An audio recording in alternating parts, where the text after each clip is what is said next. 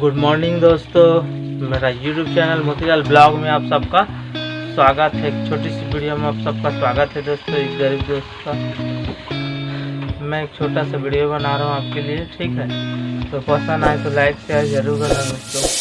तो देखिए मेरा वाइफ हमेशा की तरह खाना पका रही है और देखो बताते हैं आप।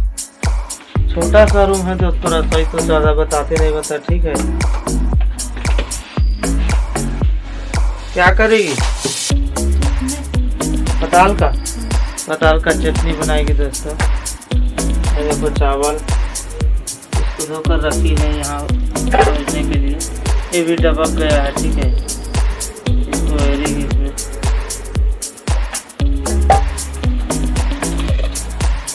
तो हमारे ब्लॉग में बने रही दोस्तों, आगे आपको बताते हैं।